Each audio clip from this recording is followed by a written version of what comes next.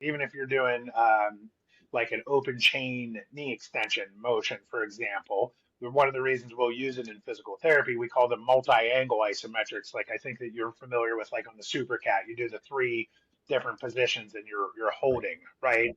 Type of scenario. And so three-way holds became that because the irradiation effects on the nervous system, they bleed over into these ranges of motion, but not completely, right? And so you have to keep working through the ranges of motion to allow that to happen.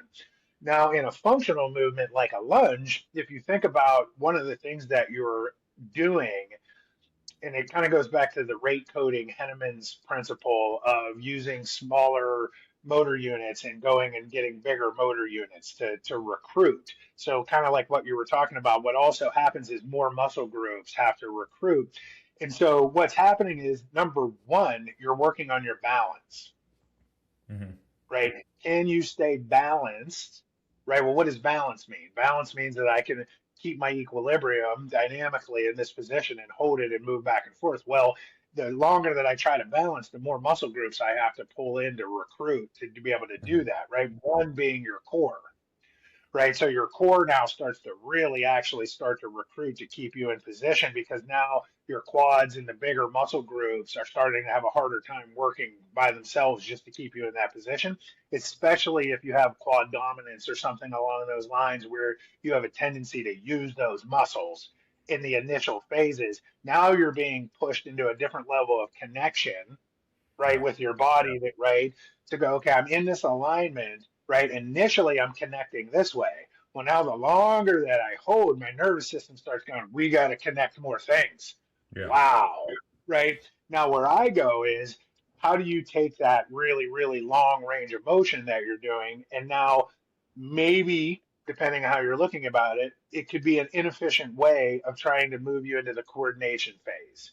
Because if you're in a position where you can't move and you can't switch directions, all you've done is condition yourself to be in a position where you can't move and switch directions. So the next phase would be to go to static dynamic, right? So if I can go basically static hold and then dynamically move out of that position, now I can condition that position to be actually useful for me when it comes to coordination.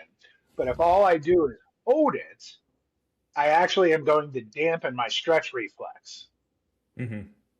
right? So this is also where we transfer over. Most of these systems are doing some level of plyometrics and whatnot behind that, right? So you're still working those stretch reflexes in those positions, even with the like the kickovers and all that type of stuff. You're arguably still working that.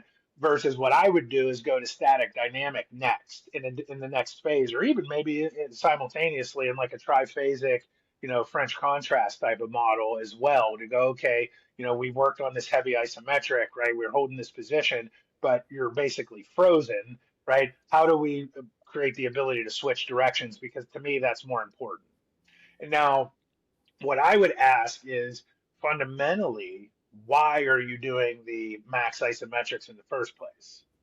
Right. What's the goal? Yes, that's yeah. So the goal is to see how much of a physical therapy effect I can have on my body and try to get this glute medius to kick in and stabilize my pelvis so my glute minimus isn't being overactive and constantly agitated. That's like the primary goal. So I'm keeping it very controlled with just this one modality to address it.